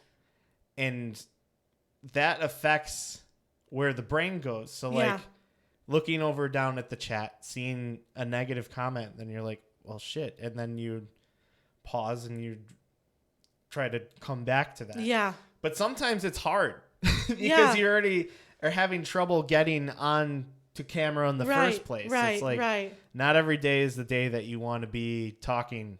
Yeah. It gets better as time goes on, and like having the audience, and I see all the love in the chat right now. Seriously, really appreciate having the audience like basically build you up makes it fun for everybody. Yeah. And it's just getting the negativity in any way. Like, it's one thing if we kind of know who you are and we know that you're kind of sarcastic and we get that we're all playing on the joke. Like, that's one thing. But then, like, if I've never met you before and you're doing the exact same thing that that person that I know is doing, I'm wary of you, and I can't tell if you're trying to hurt me. Yeah. It's like, I don't know if anybody else has seen Miss Americana, the Taylor Swift documentary. I'm a Swiftie, okay? If you should watch it. It's good. It's good. She talks about the incident at the MTV awards, VMAs. The VMAs. I know things. The VMAs. It's just. I'm gonna let you finish. Exactly. Exactly. So like she talks about that incident, and the audience. Kanye gets up on stage, interrupts her, and she's young. She's very young. The audience starts booing, right? And they're booing Kanye, but her brain says they're booing me. You know? Yeah. So it's just, when there is like negativity, the first place your brain goes to is, oh my God, it's my fault. Right. You know, like this is my fault. Like, you know, so I think that's super important. Yeah. So I tried to blend these two questions together, and I saw that you were trying to make them work together. So I'll try to throw you right into it. Yeah. We started this because of a mental health thing. Mm-hmm. And oh yes, I had one more thing I wanted to say, and I totally ahead. forgot, because you had mentioned you want to be like this person. I feel a responsibility to be like this happy person and like this cheerful, this like excited, enthusiastic person, because I want to help people. And that's part of the job that I had, was I was on a mission to help people, and it's something that I learned in grad school.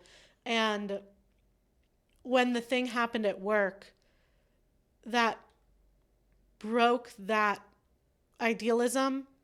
And it honestly, like, I have a master's degree, and for a very long time, I've kind of felt like, oh, it's useless. Mm-hmm.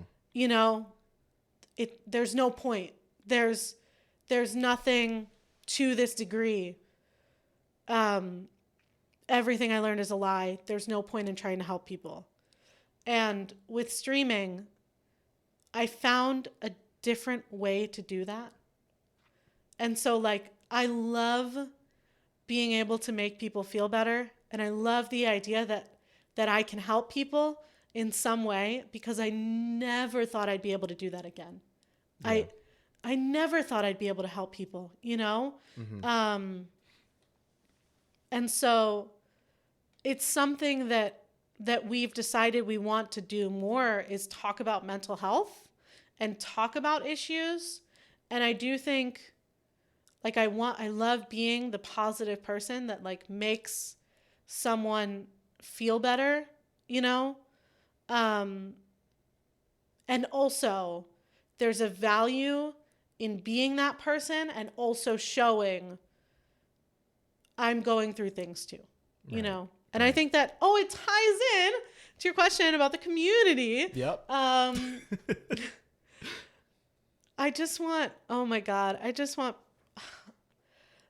want everyone to feel good. You know, I want everyone to feel safe and having fun. I just want to create a place where, for however long you're with us, things don't seem as bad. Yeah. You know? Yeah, I mean, I completely agree with that. Just we want to. The world is hard enough as it is. Yeah. And we both struggle with mental health issues. It's not something that we've talked about at length. Yeah. I briefly mentioned it recently in one of your morning posts. Join the Discord if you want to, answer a question every day. Yeah. See what we're doing. I had briefly mentioned in one of those posts that I have battled with depression, or chemical depression, for 15 plus years. So I don't want to come down with the actual number, but and with dealing with that, I know what it feels like on a daily basis to just not want to get up and do anything. But the experience of streaming and having the responsibility of doing something that I enjoy doing, with my love of playing video games, my love of performing, my love of playing video games with you and watching your experience. Yeah. We get to create this positive environment for other people, and we want to try to perpetuate that positivity. Yeah. And with that positivity, we want to start a space where not necessarily like every single stream we're going to, just be like, hey, tell us everything that's going on in your life. Right. But we want to start a space where maybe we have a thing that's like, hey, if you're having trouble, we're here. We'll listen. Right. We'll tell you our experience. We'll tell you how we deal with it. We'll tell you how we fail. And we continue to go forward even though we're failing. Because failing really isn't a negative thing inherently. No. There's always more time to get things done. Yeah. And learning from those experiences is an amazing thing. I hijacked your answer a little bit, but it's both of our channels. It is, yeah. We've already kind of talked about it, but I mean, is there anything that you would add to what I said? I think a little bit of it is the reason it's one of the things that streaming has been so helpful for me, and you mentioned this a little bit, is even if you're not feeling great, you show up and suddenly you're doing something for yourself and you're doing something fun, and then you start feeling great, Right. And I think that's so amazing. And I just want to emphasize how, oh my God, just how incredible and affirming and magical and reassuring streaming has been for me. Because I seriously, my world view was just destroyed, and streaming has started to piece it back together. Yeah. So. Very, very well put. And a lot of that also comes from the positivity of the chat. You know?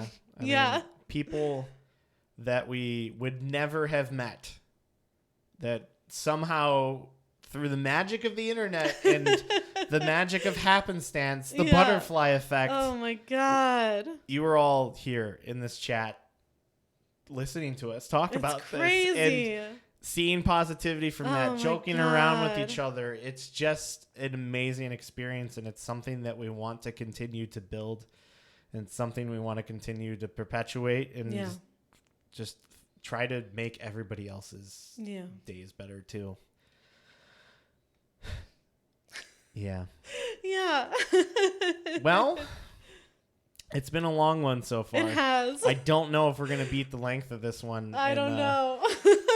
In any other, but oh my God. I gotta have to scroll down. That's how lost I am. Because I have not used the format at all. Yeah, it's fine. Oh my God, that's totally fine. Okay, you know what? Yes. And action. Oh my God.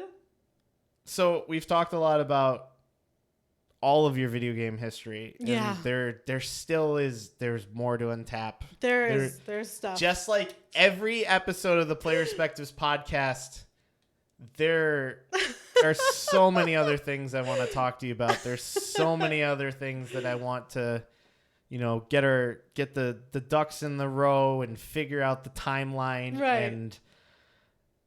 But we've come around. We started talking about mental health and why we started the channel and how we want to make mental health a part of the channel. Yeah.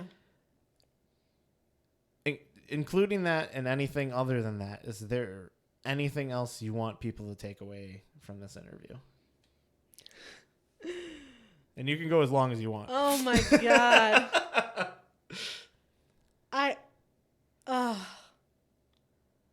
I mean, it's just like, this has just been awesome. I don't know. I mean, little Alicia would never dream of doing something like this. Finishing a video game, just playing a video game. Yeah. You know, streaming. I've mainly done like theater performing, you know? So streaming and meeting people and oh my God, I have 100% performed in front of more people streaming than I did acting. There's no way. I mean, it's, yeah. I never thought I'd be able to do something like this. And especially we've talked about this, is just like with the thing that happened. It happened in September. And then we started streaming, what would that be? 2 weeks, pretty much almost 2 weeks to the day. Yeah. 2 weeks and 1 day after, because it happened on a Thursday. That's when we started streaming. And I guess I just want people to know that, like, I don't know, everybody who shows up and supports, it's just, I just really appreciate you all. So, yeah. There's one thing I want to add on to this, and this is what I want you to take away from this. Yeah. Is there is such an importance on recognizing what other people are interested in and trying to usher them or lead them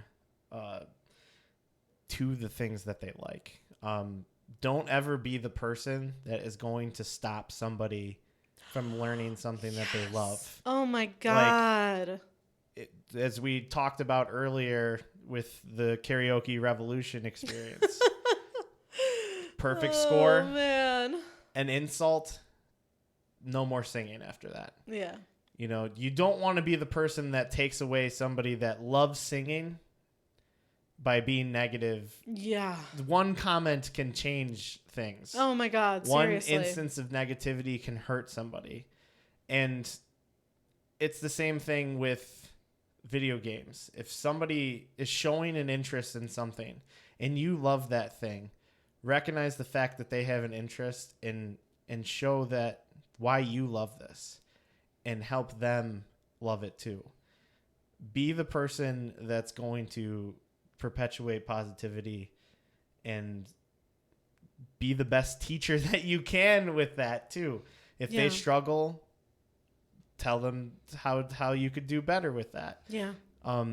If the game isn't clicking for them, find something that's in their interest and give them that. Yeah. We just need to help each other, and we just need to perpetuate positivity, and that's what I want to emphasize from this story, because you have someone who at one point didn't think they could affect anything to someone that then developed their idea of the game, that video games perpetuated violence, to then learning that even a game with inherently violent things can actually be a positive thing because it gets rid of your night terrors. Yeah. Yeah. All of these things are important. Analyze your situations. Don't just look at things on a surface level. Really pay attention, and we're gonna have a better world if we really critically think about everything. So, with that, this has been fun. This has It's been been really fun. fun. Oh my God. Wow. So, It's been so cool. I love thinking about this kind of stuff. we do end this the same way, We do. and it's going to be, do you have anything important coming up on your channel that is anywhere? Oh. He doesn't usually do this part. He doesn't usually do this And action. Do you have anything important coming up on your channel? Oh my God, we're finishing Kingdom Hearts 3 tonight.